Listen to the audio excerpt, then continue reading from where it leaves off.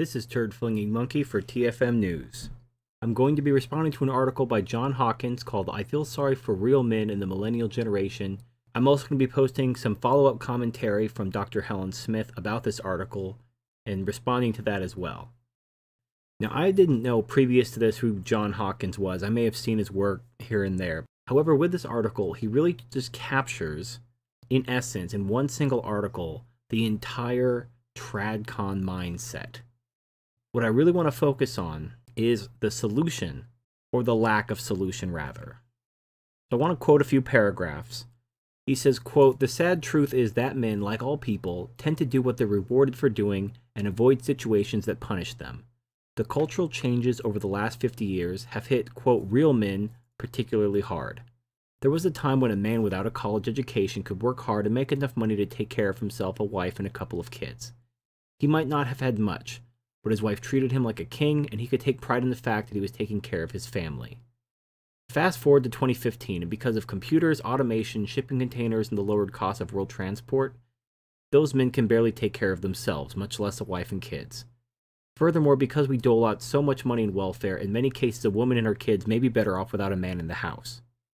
So imagine dating a woman who's making as much money as you, who just decides she doesn't want to be married anymore, takes your kids away from you, and then to add insult to injury, you have to pay this woman who broke your heart and took your kids, your hard-earned money, every month, while she sleeps with some other guy in a house that the two of you used to share.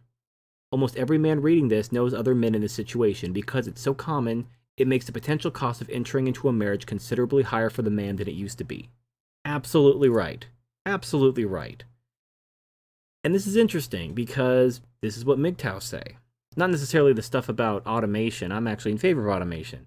I know not everyone is. Those videos actually got a lot of thumbs down. However, the point about marriage becoming a terrible deal for men and only getting worse, especially in the last 50 years with second and third wave feminism, absolutely true.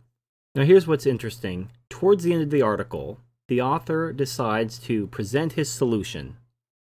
And you'll find that it's not a solution at all. And this is what upsets me about TradCons, or just traditionalists. I don't want to dish on conservatives. I really just want to focus on the traditionalism aspect. So I'll just call them traditionalists. This is the problem with traditionalism. It understands that there's an issue, and yet their solution is, well, I'll let him say it. I'll just quote him. Quote, "That's the world a 20-year-old millennial man is growing up in, and there's no point in complaining about it. After all, what are you going to say? Life's not fair? That's the ultimate loser's complaint. Life isn't fair for anybody, so forget about complaining. But it is worth taking the time to understand what you're going to have to deal with to achieve the successful, productive life you're going to want as a man.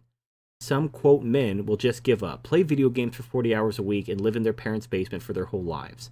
Others will spend their lives mired in mediocrity, waiting futilely for someone else to lift them up to a better life.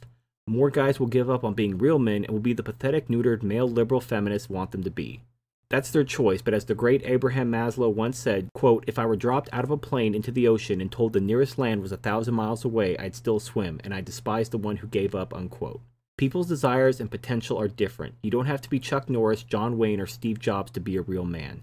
Everybody can't be rich, a CEO, or famous. Most of the best men you'll ever meet will never be heroes to anyone except a handful of people.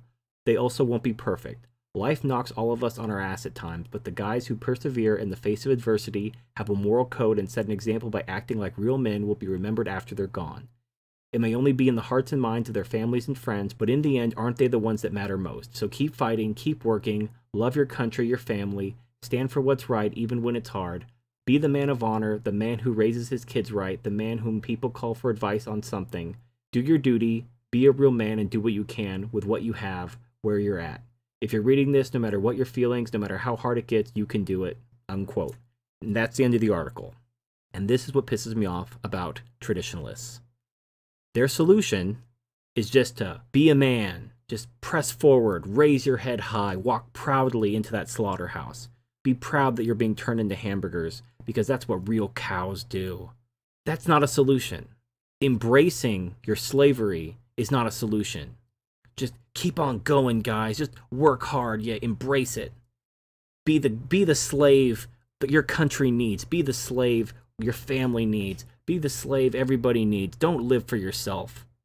I really resent this paragraph where it's talking about the men who give up and play video games and live with their parents' basement or spend their lives mired in mediocrity, waiting for someone else to lift them up to a better life. This is how traditionalists view MGTOW. They view MGTOW as basically, if you live for yourself, if you choose not to be a slave, then you're just wasting your life playing video games, as if that's what MGTOW do. We just play video games. We don't have careers. We don't do important work. No, we just play video games and live with our parents. We're waiting for someone else to save us. And his alternative, his solution, rather than that, you don't want to live with your parents and play video games all day. You don't want to wait for something to happen. Why don't you just proudly go into that slaughterhouse, present your beef to the butcher, and watch him hack it off with a grin on your face, knowing that you're being a real man? Now I want to switch from this article to a response to this article from PJ Media from Dr. Helen Smith. Now she quotes this last paragraph, the one I read a moment ago, and she says, quote, "The article spends the first part telling how a man can get the shaft if he does his, quote, duty, and then tells him to do it anyway. No thanks. Why love a country that hates you? Why spend all the time trying to help kids who will turn on you on a dime if mom tells them to? Why have a moral code that keeps you trapped doing the, quote, right thing that leaves your life and emotional health in turmoil? The right thing, according to society, is for men to do as they're told and keep their mouths shut no matter what the consequences. Is this a real man?" Unquote. Dr. Helen Smith is a woman, and she understands MGTOW better than this man. She understands the problem with the traditionalist approach to feminism. The solution isn't just to grin and bear it, but I think the idea of going your own way is beginning to sink in. The traditionalist message is not catching on, because men aren't that stupid. We're not going to allow ourselves to be destroyed just for whatever, some amorphous concept like nation or family or race. It's like, oh, you guys need to have kids, you guys need to have families. If you don't, the race is going to suffer. Fuck the race. What's your race ever done for you? Why should you sacrifice your life? Why should you put yourself in a position where your life will be destroyed, where you'll be made a slave to a woman in the state, so you can create some more people of your race serving the gynocracy? No thanks. If the race dies with me, I don't give a shit. Race is meaningless. Nations are meaningless. The dirt will be here. When the country collapses from all the debt and bullshit and entitlements, the dirt will still be here. Why should a man whose country hates him love his country? Why should a man whose women hate him love his race? Why should a man whose children hate him love his family?